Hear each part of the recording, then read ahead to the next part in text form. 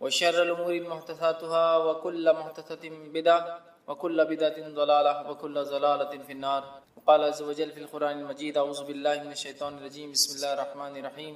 يا أيها الذين آمنوا اتقوا الله حق تقاته ولا تموتن إلا وأنتم مسلمون. وقال: يا أيها الناس اتقوا ربكم الذي خلق من نفس واحدة وخلق منها زوجها بث منهما رجالا كثيرا ونساء واتقوا الله الذي تسالون به والأرحام إن الله كان عليكم رقيبا. وقال: يا أيها الذين آمنوا اتقوا الله وقولوا قولا سديدا يصلح لكم أعمالكم ويغفر لكم ذنوبكم ومن يطع الله ورسوله فقد فاز فوزا عظيما. اللهم صل على محمد وعلى آل محمد كما صليت على إبراهيم وعلى آل إبراهيم إنك حميد مجيد. اللهم بارك على محمد وعلى آل محمد كما باركت على إبراهيم وعلى آل إبراهيم إنك حميد مجيد. رب اشرح لي صدري ويسر لي أمري واحلل عقدة من لساني يفقهوا قولي. أما بعد، تمام تعریفیں اس اللہ عز و جل کے لائق و زیبا ہے جو تمام جہانوں کا بنانے والا اور اسے پالنے والا ہے، اور درود و سلام اس کے آخری نبی محمد صلی اللہ علیہ وسلم پر. الحمدللہ ہم تمام یہاں اس درس قرآن کے لیے جمع ہوئے ہیں.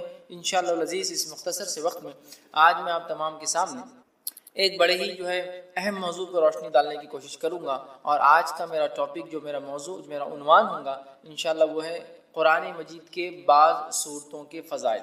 قرآن جو کہ اللہ رب العزت کی طرف سے نازل کردہ کتاب ہے، اور ہم تمام لوگ اس پر جو ایمان لاتے ہیں کہ یہ کتاب اللہ کی جانب سے نازل ہوئی، اور ایمان کا یہ تقاضا بھی ہے کہ ہم اس پر ایمان لاتے ہیں، اس کے بعد اس کی تلاوت کرتے ہیں، اس کو پڑھتے ہیں، ایمان لانے کے بعد اس کو سمجھتے ہیں، ٹھیک ہے، اور اس کی باتوں پر عمل کرتے ہیں، اس کو دوسروں تک پہنچاتے ہیں.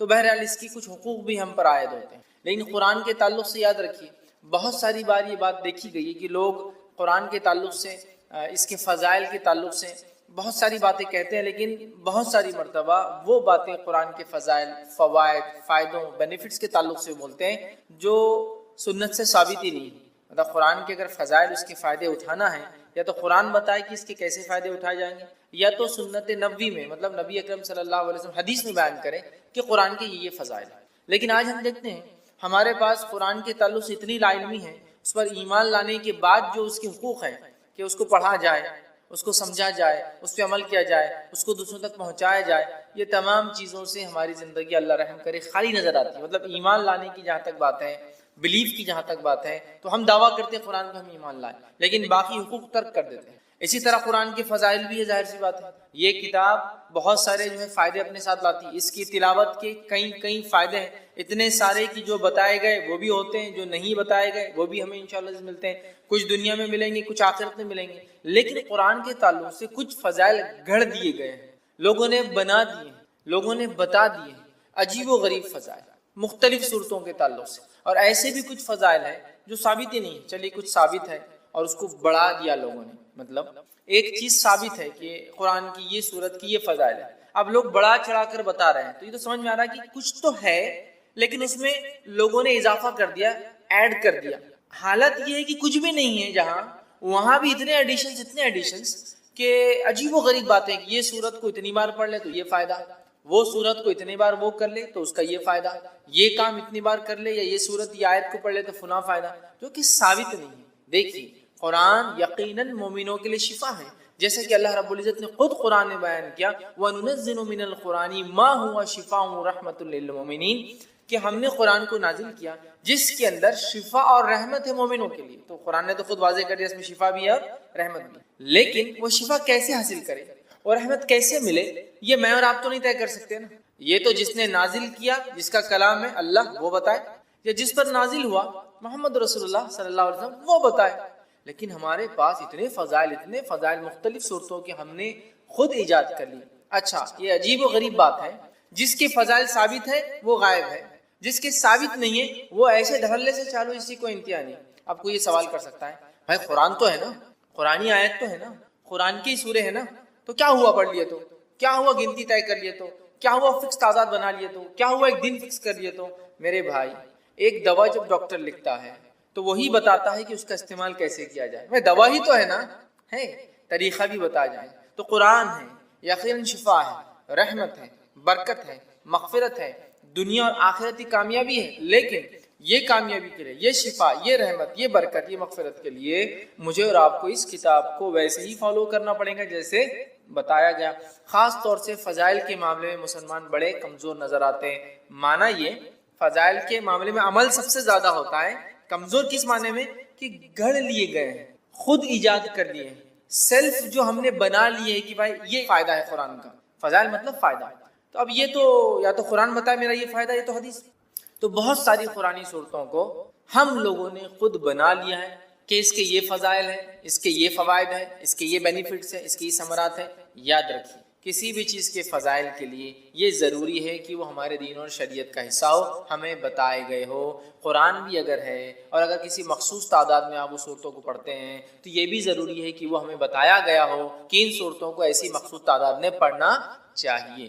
تو آج میں انشاءاللہ عزیز قرآن کی چند صورتوں, بعض صورتوں کو میں نے اس لیے کہا کہ ہر صورت کے فضائل بیان کرنا ممکن بھی نہیں. میں کم بیش وہ فضائل بیان کروں گا جو حدیث میں واضح آتے ہیں, کلیئر کہا گیا, صورتوں کے نام لے کر کہے گئے. جیسا کہ سارے قرآن کے فضائل ہیں, مطلب قرآن مجید کے پڑھنے کے فضائل, تو وہ تو کچھ بھی بڑھیا فضائل ہیں.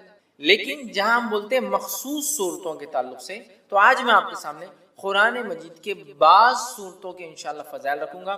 اور انشاءاللہ العزیز اللہ تعالیٰ نے موقع دیا تو میں قرآن مجید کی بعض صورتوں کے نہیں, بعض آیتوں کے اور بعض الفاظ کے فائدے بھی اور فضائل بھی انشاءاللہ کبھی آئندہ وقت رکھوں. تو آج صورتوں کے, چیپٹرز کے, سوروں کے فضائل دیکھیں گے. پھر کبھی موقع رہا تو اس کی خاص آیتوں کے اور خاص الفاظ کے جو حدیث میں آتے ہیں وہ فضائل بھی کبھی ہم دیکھیں. ٹھیک ہے, تو بعض صورتوں کے, کیونکہ ہر کسی کی فضیلت آتی بھی نہیں. اچھا, کچھ فضائل آتے ہیں لیکن وہ ضعیف ہے, موضوع ہے, مطلب ایسی حدیثیں ہیں جو نبی اکرم صلی اللہ علیہ وسلم سے ثابت نہیں, یا تو ان میں کوئی کمزوری ہے, ویکنس ہے, یا تو موضوع ہے, من گھڑت ہے, لوگوں نے خود بنا کے ڈال دیے کہ اللہ کے رسول صلی اللہ علیہ وسلم نے یہ فرمایا. تو ظاہر سی بات ہے ہم ضعیف اور موضوع روایتوں کو یہاں نہیں لے سکتے. تو لہٰذا میں وہ باتیں آپ کے سامنے رکھوں گا جو صحیح اور حسن درجے کی روایتوں سے ثابت ہیں, تاکہ ہمیں قرآن مجید کی بعض صورتوں کی فضائل اگر پتہ چلے تو ہم ان صورتوں کو پڑھ کر تلاوت کر کے انشاءاللہ ان سے بینیفٹس اٹھا سکتے ہیں. میں بہت سرسری طور سے کچھ صورتیں ایسی جن کی بہت لمبے لمبے فضائل, جیسے کہ سورۃ الفاتحہ بہت لمبے لمبے, سورۃ الملک, اسی طرح سورہ اخلاص, سورہ فلق, سورہ ناس, بہت طویل ان کے بینیفٹس آتے ہیں, فضائل آتے ہیں. لیکن یقیناً اتنا وقت نہیں ہے کہ میں تمام کے لوں. یقیناً صورتوں کی تفسیر میں نے سورہ فاتحہ کی تفسیر رکھی تو اس کے سارے فضائل ماشاءاللہ اس میں رکھے. آج میں مختصر چنندہ اہم فضائل کو, اگر ایک صورت ہے جیسے سورۃ الکہف کئی فضائل آتے ہیں تو ظاہر سے پورے نہیں رکھوں گا, ان میں سے کچھ, تاکہ ہم زیادہ سے زیادہ صورتوں کے آج فضائل دیکھنے کی کوشش کریں کہ ان صورتوں کے کیا فضائل آتے ہیں, خود قرآن نے کیا بیان کیے, اور کچھ فضائل جو احادیث میں آتے ہیں انشاءاللہ وہ میں آپ کے سامنے رکھنے کی کوشش کروں گا. آئیے سب سے پہلے ہم دیکھتے ہیں سورۃ الفاتحہ. ترتیب میں جائیں گے انشاءاللہ, لیکن ترتیب میں جب ایک حدیث میں کئی صورتوں کے فضائل اگر آئیں گے تو میں پھر اس کو وہیں رکھ دوں گا, وہ صورت کو ہم بعد میں نہیں دیکھیں گے. ٹھیک, ورنہ کوشش کریں گے کہ ہم سیکوینشلی جائے سورۃ الفاتحہ سے. تو سب سے پہلے سورت قرآن کی سورۃ الفاتحہ ہے, اور سورہ فاتحہ کی یاد رکھیے بہت بہت بہت فضیلت ہے. اتنی فضیلت ہے کہ جس کی کوئی انتہا نہیں. اس سورت کے نام ہی ہمیں بتا دیں گے کہ اس کی فضیلت کتنی ہے. ٹھیک ہے, اس سورت کے ناموں سے ایک نام ہے ام القرآن, قرآن کی ماں. ایک نام ہے سبا مثانی, 7 بار بار پڑھی جانے والی آیت ہے. ایک نام ہے قرآن عظیم, مطلب خود سورہ فاتحہ کو بڑا قرآن کہا گیا ہے. اس کا ایک نام ہے سورہ الحمد. اسی طرح سورۃ الشکر, سورہ الدعاء, سورہ شافیہ, سورہ الکافیہ, سورہ کنز, شفا والی, کافی ہو جانے والی, خزانہ, ٹھیک ہے, دعا, تعریف, الحمد, کئی نام اس کے آتے ہیں. ان کے نام ہی خود بتاتے ہیں اس سورت کے کتنے سارے فضائل. اور فاتحہ اس لیے کہا جاتا ہے کہ اس سے قرآن شروع ہوتا ہے. فاتحہ افتتاح سے لفظ آتا ہے, اس کا مطلب فتح مطلب کھلنا, اوپننگ. تو چونکہ قرآن اس سے کھلتا ہے اسی لیے اس کو سورہ فاتحہ کہا جاتا ہے, قرآن اس سے شروع ہوتا ہے. آئیے اس کے فضائل میں سے ایک فضیلت جو آتی ہے وہ یہ ہے, جامع ترمذی کی روایت ہے جو حضرت ابی بن کعب رضی اللہ عنہ فرماتے اور کہتے ہیں رسول اللہ صلی اللہ علیہ وسلم فرمایا کہ اس ذات کی قسم جس کے ہاتھ میں میری جان ہے, سورۃ الفاتحہ جیسی سورت نہ تو توریت میں نازل کی گئی, نہ تو انجیل میں نازل کی گئی, نہ زبور میں نازل کی گئی. یہ 7 آیتیں ہیں جو بار بار پڑھی جاتی ہے, یہی قرآن عظیم ہے اور جو مجھے دیا گیا ہے.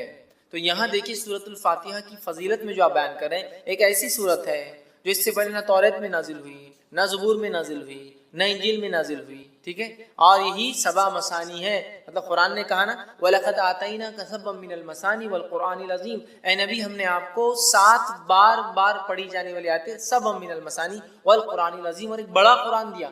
جب پوچھا گیا یہ 7 بار بار پڑھی جانے والی آیتیں اور قرآن عظیم کیا ہے, تو کہا سورہ فاتحہ. سورہ فاتحہ قرآن کہا گیا، قرآن عظیم، بڑا قرآن کہا گیا اسے، کتنے فضائل، تو کہا نہ اس سے پہلے یہ توریت میں نازل ہوئی، نہ زبور میں، نہ انجیل، کتنی بڑی فضیلت ہے، اور امت محمدیہ کو ہی صرف یہ سورت دی گئی ہے، اس سے پہلے نہیں دی گئی تھی۔ کتنے فضائل ہیں سورت کے، اس سے میں سمجھتا ہوں ہم اندازہ لگا سکتے ہیں۔ اسی طرح جو ہے تمام جسمانی جو ہے عوارض کے لیے سورہ فاتحہ پڑھ کر دم کرنا شفا کا باعث، تمام جسمانی کوئی تکلیف انسان کو ہو سورۃ الفاتحہ کو پڑھ کر دم کیا جا سکتا ہے۔ اس کے تعلق سے بخاری کی روایت ہے، ابو سعید خدری رضی اللہ عنہ فرماتے ہیں اور کہتے ہیں کہ ہم لوگ جو ہے سفر میں تھے اور ایک جگہ جو ہے پڑاؤ ڈالا تو ایک لڑکی آئی اور کہنے لگی اس قبیلے کے سرداروں کو بچھو نے جو ہے کاٹ لیا ہے، کیا آپ میں سے کوئی ہے جو اس کو جھاڑ پھونک کرے گا، بچھو کے زہر کو اتارے گا؟ پڑھنے سے، رقیہ کرنے سے، کسی چیز کو دم کرنے سے بچھو کا زہر کیسے اترتا ہے؟ کوئی آدمی سوچ سکتا نا؟ اور حدیث میں آتا ہے کہ بچھو کا زہر سورہ فاتحہ سے اتارا گیا، ٹھیک ہے، پہلے میں حدیث رکھتا ہوں پھر اس کی تفصیلات سمجھاتا ہوں۔ تو کوئی ہے جو اس کا علاج کر دے، کوئی دم پھونک کرنے والا ہے، ایک آدمی جو ہے اس کے ساتھ جو ہے چل دیا، مطلب صحابہ میں سے ایک آدمی ان کے ساتھ جو چل دیا، حالانکہ اس نے کبھی نہیں اس کے بارے میں سنا تھا کہ یہ دم کرتا ہے، ٹھیک ہے۔ جب دم کرنے والا پلٹ کر واپس آیا تو اس سے پوچھا گیا کہ تم دم کرنا جانتے بھی ہو؟ دم سمجھتے ہیں؟ پڑھ کر ایسا پھونکنا کہ تھوڑا تھوک اڑے، دم، تو کیا تم جانتے بھی ہو دم کیا ہوتا ہے؟ تم نے کر کے آیا یا یوں ہی کہہ دیا کہ مجھے دم آتا ہے ویسے چلے گئے اٹھ کر؟ ٹھیک ہے، اس نے کہا نہیں، میں نے تو بس سورہ فاتحہ پڑھی اور پھونک مار دی، ٹھیک، سورہ فاتحہ پڑھی اور پھونک مار دی اور اس کو شفا ہو گئی۔ اب آپ کوئی سوچ سکتا آدمی کہ بچھو نے کاٹا، زہر ہے، اور آپ پھونکنے کی بات کر رہے ہیں، ٹھیک۔ تو آج جدید سائنس اس طرف بڑھ چکی ہے کہ لیکوڈز کے اندر خود کی سمجھنے کی صلاحیتیں ہوتی ہیں، معلوم؟ پانی کے تعلق سے ایک اسٹڈی آئی ہے کہ پانی پہ جب کچھ کلمات پڑھے جاتے ہیں تو پانی اپنے مالیکولز کو ریسٹرکچر کرتا ہے، معلوم؟ مطلب اس کو جب کچھ پڑھا جاتا ہے، جیسے ایک آدمی بسم اللہ کہہ کر پڑھے گا تو پانی اپنے آپ کو ریسٹرکچر کرے گا، معلوم؟ وہ آپ کے انسٹرکشنز کو سمجھ سکتا ہے۔ اب یہ الگ بات ہے کہ ابھی یہ اب ایک سائنٹیفک، ابھی اس کے لیے فیکٹس ایک لمبا وقت ہے، بٹ ابھی ہم کو پتا چل رہا ہے جو سائنس آج کی بتا سکتی ہے، لکوڈز جو ہوتے ہیں ان میں اپنی انڈرسٹینڈنگ ہوتی ہے اور وہ ریسٹرکچر کر سکتے، ریڈیزائن کر سکتے اپنے آپ کو، سامنے والا کیا پڑھ رہا ہے۔ اگر اسی بات کو ہم ذہن میں رکھیں، جو آج ایک ابتدا ہے اس فیلڈ کی، ہو سکتا ہے آگے بہت ساری باتیں ہمارے سامنے آئے، یہ ابتدا ہے، تو ہمیں پتا چلتا ہے زہر بھی قسم کا لکوڈ ہے جو اندر جا رہا ہے۔ جب اللہ کا کلام پڑھ کے انسٹرکشنز مل رہے ہیں تو وہ ایکٹ کرتا ہے، اس میں ریئیکٹ کرتا ہے، ریسٹرکچر کر سکتا ہے اپنے آپ، جو زہر ہے وہ شفا میں بھی تبدیل ہو سکتا ہے۔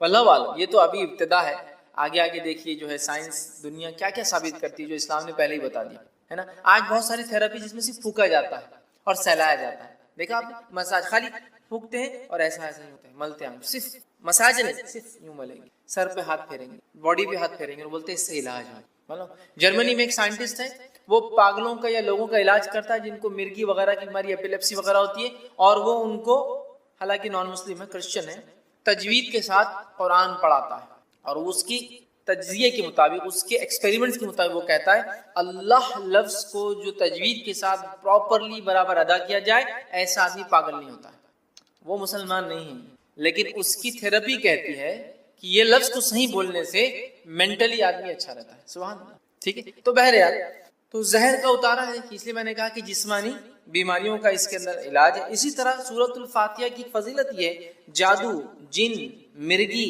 یا کسی پر سایہ یا کسی چیز کا اثر ہو، بیماری اگر کسی انسان کو ہو اور صبح اور شام جو ہے 3 مرتبہ سورہ فاتحہ پڑھ کر دم کی جائے تو اس کو شفا مل جاتی ہے۔ جادو، کوئی اثر، آصف جس کو کہتے ہیں، ٹھیک ہے، مرگی، ایپیلیپسی، اس جیسی کوئی بھی بیماری ہو انسان کو، اگر سورۃ الفاتحہ صبح اور شام 3 مرتبہ پڑھ کے دم کی جائے تو اس کو فائدہ ہوتا ہے۔ جس کے تعلق سے ابو داؤد کی روایت ہے، ایک لمبا واقعہ ہے، خارجہ بن سلت رضی اللہ عنہ کا جو اس کے راوی، وہ کہتے ہیں کہ ان کے چچا نے روایت کیا کہ وہ ایک سفر میں تھے اور وہ ایک جگہ سے گزرے جہاں ایک آدمی کو لایا گیا جو زنجیروں میں جکڑا ہوا تھا، مطلب اس کو باندھا ہوا تھا رسیوں وغیرہ میں۔ لوگوں نے کہا یہ پاگل ہے اور تم محمد صلی اللہ علیہ وسلم کے ساتھی ہو اور تم محمد صلی اللہ علیہ وسلم کے ساتھ رہے ہو، کچھ ایسا پڑھو کہ اس انسان کو شفا ہو جائے۔ صحابہ اس کو صبح اور شام 3 مرتبہ سورہ فاتحہ پڑھتے اور اس پر دم کرتے، تھک تھکی لگا تھوکتے کرتے، اور وہ کہتے تھوڑے دن یہ کیا اور اس کے بعد وہ آدمی ایسا فریش ہو گیا جیسے کہ غلام تھا، آزاد کر دیا، ایک دم اچھا ہو گیا، شفایاب ہو گیا، ٹھیک ہے۔ اور جو ہے روایت بہرحال لمبی، اور بھی بہت ساری باتیں اس میں، ہم کو جو فضائل لینا تھے وہ یہ تھے کہ اس کے پڑھنے سے ذہنی بیماری، پاگل پن، مرگی، جن، سایہ، جو بھی بہرحال بولتے لوگ، نظر بد سب کا علاج الحمدللہ اس صورت کے اندر. ٹھیک ہے. آئیے دوسرے سورۃ البقرہ. سورۃ البقرہ کی کیا فضیلت ہے اس کے تعلق سے میں سمجھتا ہوں بہت زیادہ بتانے کی ضرورت نہیں. یہ بڑی مشہور اور معروف سورت ہے، قرآن کی سب سے بڑی سورت ہے. حدیث کے اندر اس کی فضیلت میں جو آتا ہے جامع ترمذی کی روایت ہے، نبی اکرم صلی اللہ علیہ وسلم فرمایا کہ جس گھر میں سورۃ البقرہ تلاوت ہوتی ہے اس گھر میں شیطان داخل نہیں ہوتا ہے. میں یقیناً حدیث کے کمپلیٹ ورڈنگز نہیں رکھوں گا کیونکہ ہمیں کافی صورتوں کی فضیلت دیکھنا ہے، بس سرسری طور سے بیان کرتا جاؤں گا. کوئی دیکھنا چاہے تو تفصیلات دیکھ سکتا ہے. تو جامع ترمذی کی روایت نبی اکرم صلی اللہ علیہ وسلم فرمایا اور کہا کہ جس گھر میں سورۃ البقرہ پڑھی جاتی ہے اس گھر میں شیطان داخل نہیں ہوتا ہے، یاد رکھیے. اسی طرح سورۃ البقرہ کے تعلق سے صحیح مسلم کی روایت میں جو فضائل آتے ہیں وہ کیا سنی. سورۃ البقرہ کی تلاوت اور سماعت جادو کا بہتر علاج ہے. تلاوت اور سننا جادو کا علاج ہے. دوسرا، کوئی جادوگر سورۃ البقرہ پہ غالب نہیں آ سکتا. تیسرا فائدہ اسے پتہ چلا ہے اس کی تلاوت کرنے سے گھر میں خیر و برکت آتی ہے. چوتھی فضیلت معلوم ہوتی ہے اس کی تلاوت ترک کرنے سے گھر کی خیر و برکت سے انسان محروم ہو جاتا ہے. ٹھیک ہے. پانچواں فائدہ آتا ہے قیامت کے روز سورہ بقرہ اپنے پڑھنے والوں کے لیے مغفرت کے لیے جھگڑا کرے گا. 5 فضائل آتے ہیں صحیح مسلم کی روایت میں. ٹھیک ہے. اور ابو امامہ باہلی رضی اللہ عنہ اس حدیث کے راوی ہے. حدیث کے اندر جو آتا ہے وہ یہ ہے قرآن پڑھا کرو، وہ قیامت کے روز اپنے پڑھنے والوں کی سفارش کرے گا. خصوصاً 2 روشن صورتیں تلاوت کرو، سورۃ البقرہ، سورہ آل عمران. ٹھیک ہے. قیامت کے روز یہ اس طرح قطار میں آئیں گی جیسے بادل آتے ہوں، یا 2 سائبان، مطلب 2 سائبان ہے یا پھر بادلوں کے جیسے ہی سایہ لے کر آئیں گے. ٹھیک ہے. یا جیسے قطار میں اڑنے والے پرندوں کی طرح یہ جو ہے آئیں گے اور اپنے پڑھنے والے کی طرف جھگڑا کریں گے. سورہ بقرہ اور سورہ آل عمران کی اللہ ان کی مغفرت کرو، ان کو معاف کر دو، تو جھگڑا کریں گے تو انہیں پڑھا کرو. ٹھیک ہے. ان کا پڑھنا باعث برکت ہے، برکت ہے، اور اس کا چھوڑنا باعث حسرت ہے، خیر و برکت چھین جاتی ہے، اور جادوگر اس کا مقابلہ نہیں کر سکتے. 5 فضیلت پورے قرآن کی بھی ہے. سورہ بقرہ اور سورہ آل عمران کا خاص نام لیا گیا، 2 نمبر اور 3 نمبر کا سورہ ہے قرآن کا یہ. ٹھیک ہے. اسی طرح شیطان گھر میں داخل نہیں ہوتا ہے، جادو کا اثر ختم ہو جاتا ہے.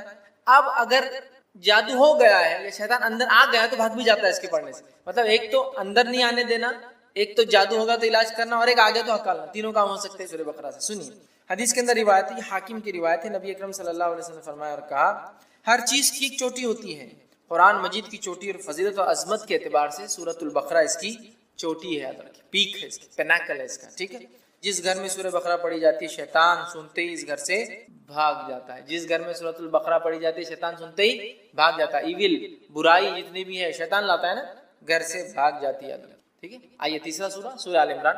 سورہ آل عمران کے تعلق سے آتا ہے قیامت کے روز، جو ہم نے پیچھے جو روایت دیکھی اس روایت میں تفصیلات آ چکی تھی صحیح مسلم کی روایت کے اندر، جہاں نبی اکرم صلی اللہ علیہ وسلم نے فرمایا 2 قطار، یا تو پرندوں کی، یا تو 2 سائبان، درخت جو بڑے سائیدار ہوتے، یا تو بادلوں کے جیسی 2 صورتیں آئیں گی اور اپنے پڑھنے والے کی سفارش، بلکہ جھگڑا کریں گے ان کے لیے، نور ثابت ہوں گے ان کے لیے. اور روز قیامت جب کوئی سایہ نہ ہوگا تو 7 تو عرش میں ہے، اس کے علاوہ جن کو سایہ ملے گا ان میں سورۃ البقرہ اور سورہ آل عمران پڑھنے والے بھی، اور یہ 2 نور جیسے ثابت ہوں گے. ٹھیک ہے.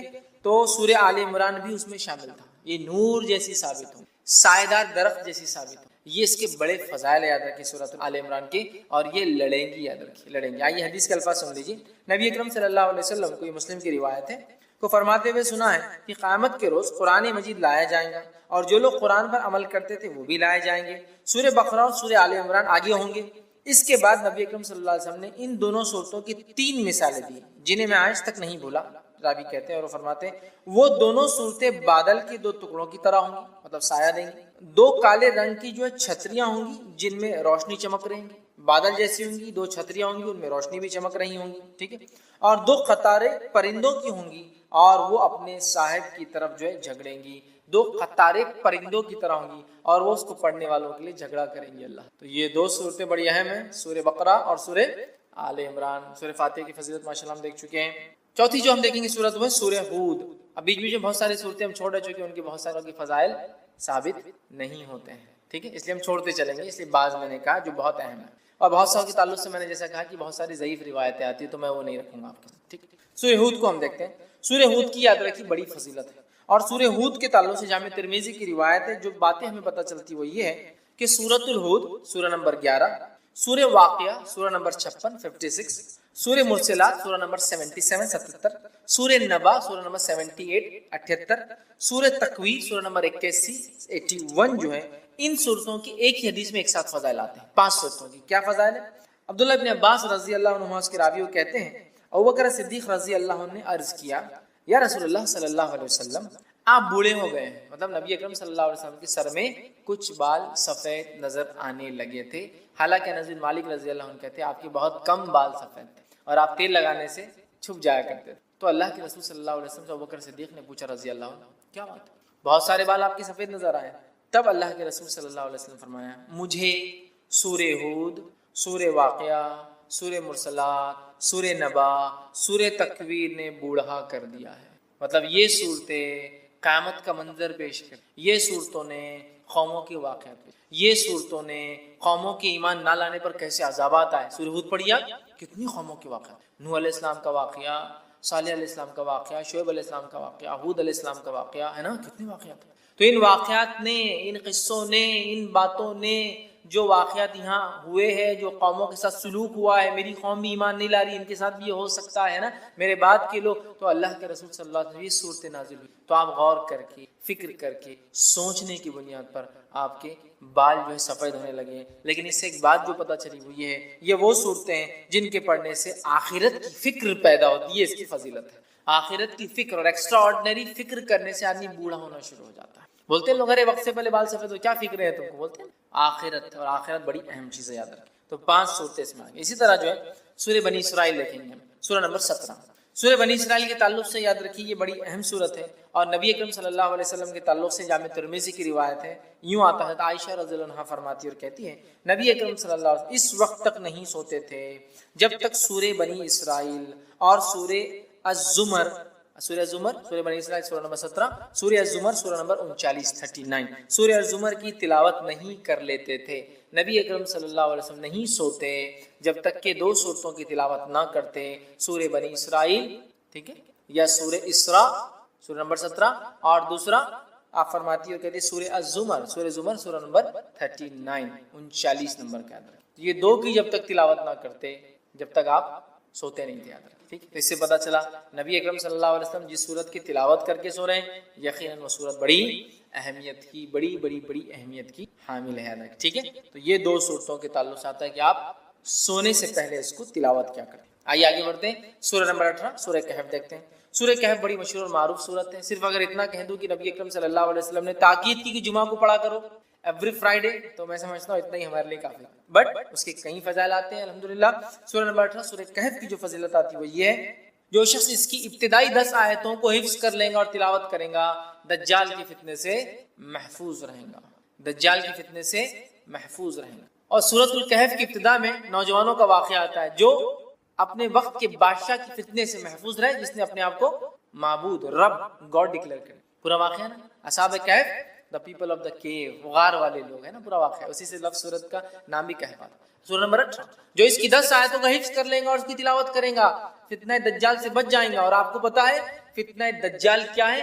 فتنہ دجال وہ فتنہ ہے جس کے تعلق سے حدیث میں آتا ہے کہ آدم علیہ الصلوۃ والسلام اور نوح علیہ الصلوۃ والسلام نے اپنی قوم کو اس سے ڈرایا، حالانکہ ان کے زمانے میں آنے والا نہیں تھا، آخری نبی کے آئے تک نہیں آنے والا تھا، ہے نا، اور آخری نبی کے دور میں بھی نہیں آنے والا تھا، ان کے امتیوں میں آنے والا تھا، اور وہ بھی ہر امتی پہ نہیں آنے والا تھا، جو زمانے کے آخری وقت میں رہیں گے، جو ایمان کے اعتبار سے بڑے کمزور ہوں گے، تو ان میں جو مضبوط ہوں گے وہ بچ جائیں گے، ٹیسٹ ہوگا ایک طرح سے، امتحان۔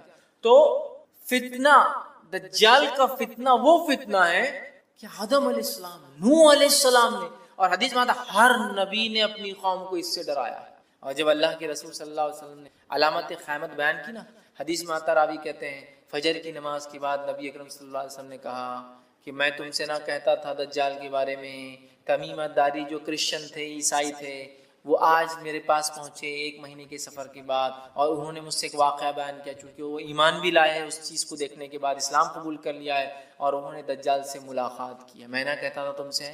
اور اس کے بعد نبی اکرم صلی اللہ علیہ وسلم سناتے گئے، راوی کہتے ظہر کا وقت آ گیا، ہم نے ظہر کی نماز پڑھی، پھر علامت قیامت اب بتاتے گئے، عصر کا وقت آ گیا، ہم نے عصر کی نماز پڑھی، پھر علامت قیامت بتاتے گئے، اور صحابہ کہتے ہیں جب پوری علامتیں آپ نے ہم کو دن بھر میں بتا دی تو ہم اتنے خوف زدہ ہو گئے کہ کسی جھاڑی کے پاس سے جاتے ڈر لگنا شروع، کسی جھاڑ کے پاس سے ڈر لگتا تھا کہ دجال نکل کے آنا جائے، اتنا ڈرا، دجال اتنی خطرناک، اور اس سے سیفٹی کے لیے صرف 10 آیتیں یاد کرنا، 10 جملے، 10 سینٹنسز یاد کر لو، محفوظ۔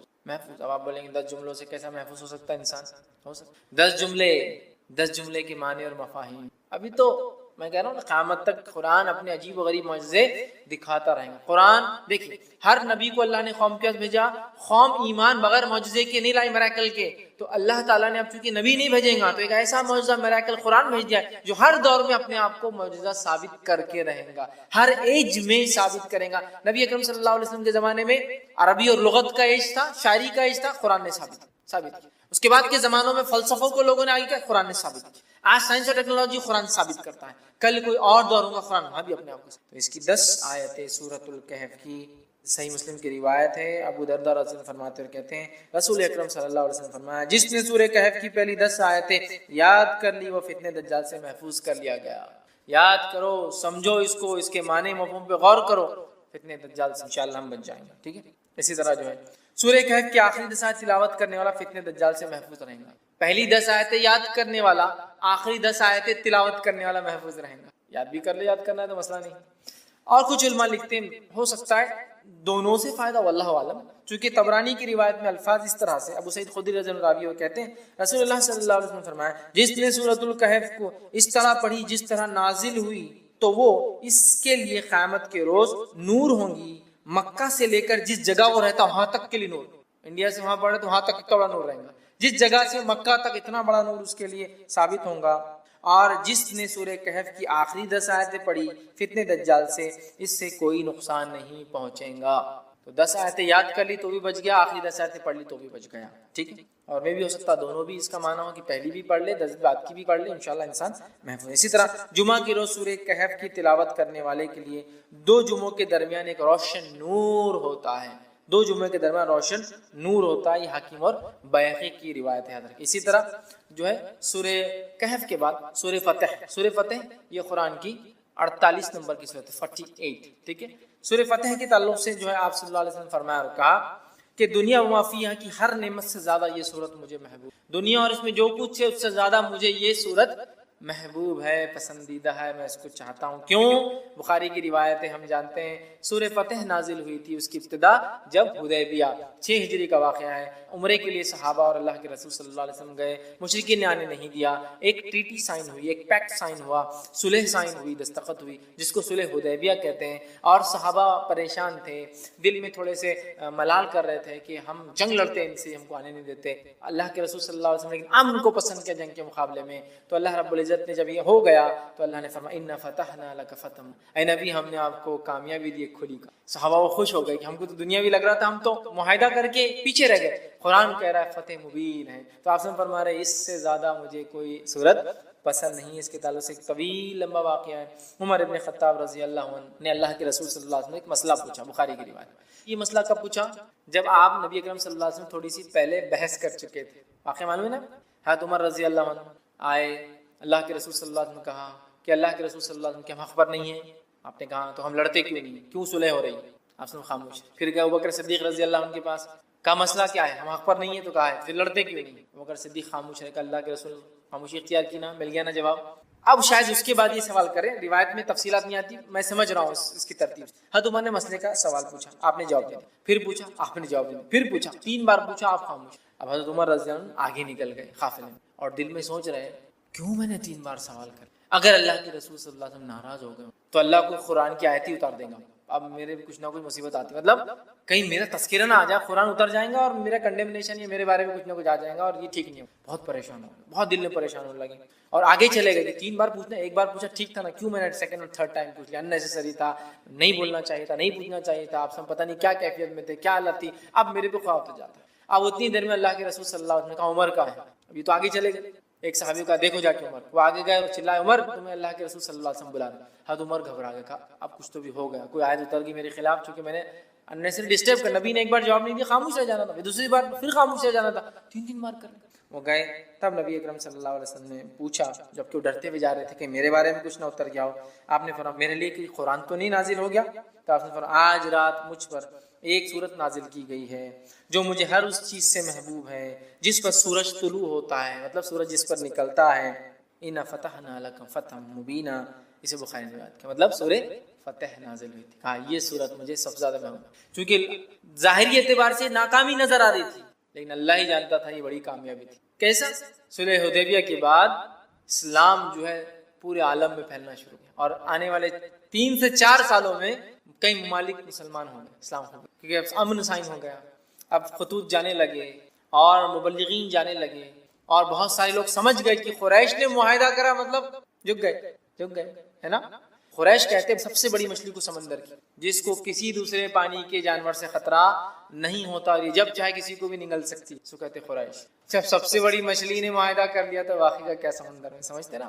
قریش کا معاہدہ آٹومیٹک سگنل تھا کہ اب محمد صلی اللہ علیہ وسلم ان کے ساتھی کوئی معمولی لوگ نہیں رہے۔ ایک زمانے میں جن کو مسئلہ اور کچلا اور قتل کیا گیا، اب یہ وہ لوگ ہیں جن کی عزت اور اکرام کرنا ہماری مجبوری۔ حدیبیہ سائن بہرحال تو آپ نے کہا مجھے پسند ہے۔ اسی طرح سورہ ملک سورہ نمبر 67 سورہ ملک کی بھی یاد رکھیے، بڑی جو ہے فضیلت جو ہے آتی ہے، اور اس کے فضائل میں یاد رکھیے آتا ہے جو نبی اکرم صلی اللہ علیہ وسلم کے تعلق سے آتا ہے کہ آپ نے فرمایا، جامع ترمذی کی روایت، حدیث کے الفاظ جابر رضی اللہ عنہ فرماتے اور کہتے ہیں کہ اللہ کے رسول صلی اللہ علیہ وسلم اس وقت تک نہ سوتے جب تک سورہ علم تنزیل مطلب سورہ سجدہ کو علم تنزیل بھی بولتے ہیں، اس کی ابتدا جو ہے، ٹھیک، علم تنزیل سورہ سجدہ سورہ نمبر 32 اور تبارک الذی بیدہ الملک سورہ نمبر 66 سورہ ملک سورہ تبارک الذی نہ پڑھتے جب تک نہ سوتے، سورہ سجدہ سورہ نمبر 32 اور سورہ ملک سورہ نمبر 67۔ اب کوئی آدمی سوچ سکتا سورہ بنی اسرائیل اور سورہ زمر ایک جگہ آ رہا ہے، بہت بڑی بڑی صورتیں ہیں، 17 اور 39 کہیں آ رہا ہے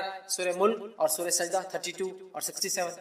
تو ہو سکتا ہے نبی اکرم صلی اللہ علیہ وسلم کچھ صورتیں معمول پڑھتے ہوں گے اور کچھ صورتیں کبھی پڑھتے اور کبھی نہیں پڑھتے ہوں گے، جس نے جب جو دیکھا اس نے وہ عمل کو روایت کر دیا، سمجھ رہے ہیں بات کو؟ کچھ صورتیں آپ معمول پڑھتے ہوں گے، کنٹینیوسلی پڑھتے ہوں گے، اور کچھ صورتیں آپ کبھی پڑھتے ہوں گے اور کبھی نہیں، مطلب ایک سیٹ آف صورتیں آج، ایک سیٹ آف صورتیں کل، آپ اور ہم بھی کر سکتے ہیں، کبھی سورہ بنی اسرائیل اور سورہ زمر پڑھ کے سو گئے، کبھی سورہ ملک اور سورہ سجدہ پڑھ کے سو گئے، ہے نا۔ اور آپ سے کچھ صورتیں مسلسل مکمل ہمیشہ، سورہ اخلاص سورہ فلق سورہ ناس چھوٹی چھوٹی ہمیشہ، تو یہ آپ کا معمول الگ الگ وقتوں میں رہا ہوں گا، اور دیکھنے والے نے جب دیکھا اس نے وہ بات آپ کی روایت کر دی، یا واللہ عالم آپ سب ایک ساتھ کرتے ہیں، واللہ عالم اللہ ہی بتا، ٹھیک ہے۔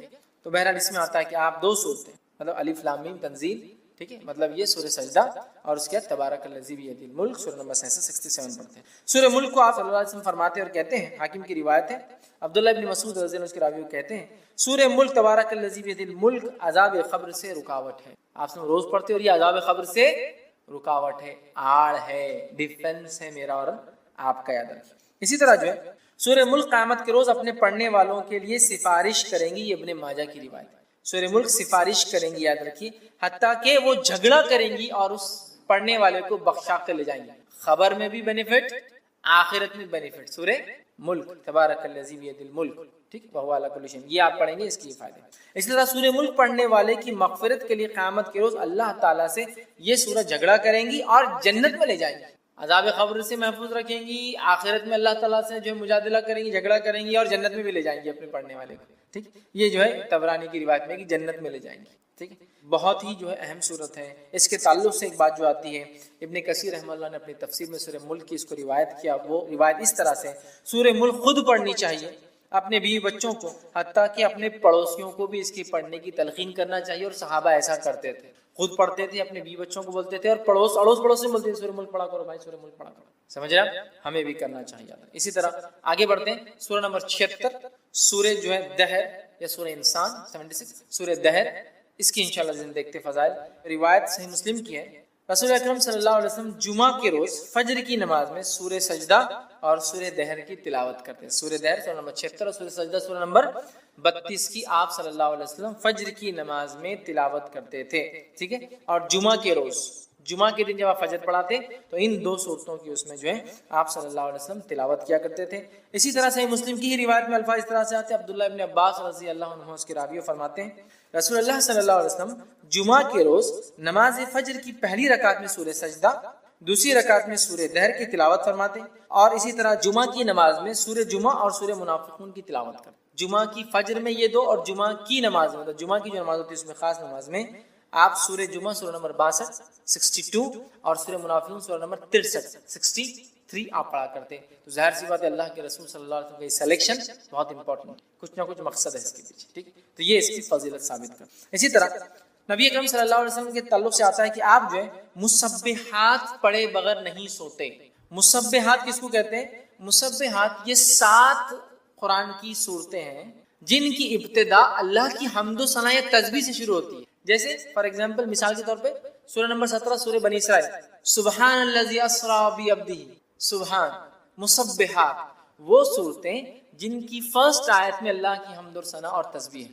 سمجھ رہا؟ مسبحات اس کو کہتے ہیں. ٹھیک ہے، سبح اسم ربک الاعلی، سورہ اعلیٰ کی پہلی آیت مسبحات کہتے ہیں. تو ایسی 7 صورتیں ہیں جو اللہ کی حمد و ثنا سے ان کی پہلی آیت شروع ہوتی ہے، اس کو کہتے ہیں مسبحات. تو ایک روایت میں آتا ہے جامع ترمذی کی، نبی اکرم صلی اللہ علیہ وسلم، جس کے راوی جو ہے ارباز بن ساریہ رضی اللہ عنہ کہتے ہیں، نبی اکرم صلی اللہ علیہ وسلم سونے سے پہلے مسبحات کی تلاوت فرمایا کرتے تھے اور ارشاد فرماتے تھے ان میں ایک آیت ایسی ہے جو 1000 آیت سے بہتر. ایک آیت کون سی ہے؟ مخفی، چھپا ہوا ہے، ہڈن.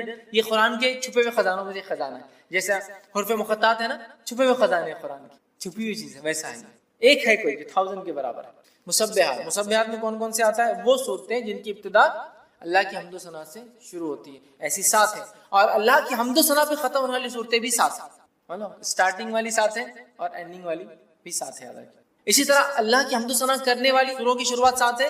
اللہ کی حمد و ثنا کی نفی جو لوگ کرتے ہیں، مطلب اس کے خلاف، اس کے رد میں بھی جو صورتیں چالو 7 ہے. ویسے جو 7 اسٹارٹ ہوتی ہے، جو اللہ کی حمد و ثنا کے خلاف جو کام ہوتا ہے اس کے رد کرتے ہوتی ہے کہ اللہ ایسا نہیں، اللہ ویسا نہیں، انہوں نے ایسا کر دیا. بہرحال تو مسبحات کون کون سی صورتیں؟ سورہ نمبر 17 سورہ بنی اسرائیل، سورہ نمبر 57 سورہ حدید 57، اب اس کی فضیلت بھی یہاں آگے دیکھیں، سورہ حدید 57، سورہ حشر سورہ نمبر 59، ٹھیک ہے 59. اسی طرح جو ہے سورہ صف سورہ نمبر 61، ٹھیک ہے. اسی طرح جو سورہ جمعہ سورہ نمبر 62، سورہ تغابن سورہ نمبر 64، اور اسی طرح سورہ اعلیٰ سورہ نمبر 87. یہ 7 صورتیں جو مسبحات ہیں، آپ صلی اللہ علیہ وسلم یہ 7 پڑھ کر سویا کر. 17، 57، 59، 61، 62، 64 اور 87، یہ اتنی صورتیں پڑھ کر نبی اکرم صلی اللہ علیہ وسلم سویا کر. آئیے آگے بڑھتے ہیں. اسی طرح سورہ تکویر سورہ نمبر 81 کے تعلق سے ہم دیکھتے ہیں. سورہ تکویر کے تعلق سے نبی اکرم صلی اللہ علیہ وسلم فرماتے ہیں، یہ جو ہے جامع ترمذی کی روایت آپ نے فرمایا، جو شخص اپنی آنکھوں سے قیامت کا منظر دیکھنا پسند کرتا ہے وہ سورہ تکویر، جو شخص اپنی آنکھوں سے قیامت کا منظر دیکھنا پسند کرتا ہے وہ سورہ تکویر سورہ نمبر 81 پڑھے.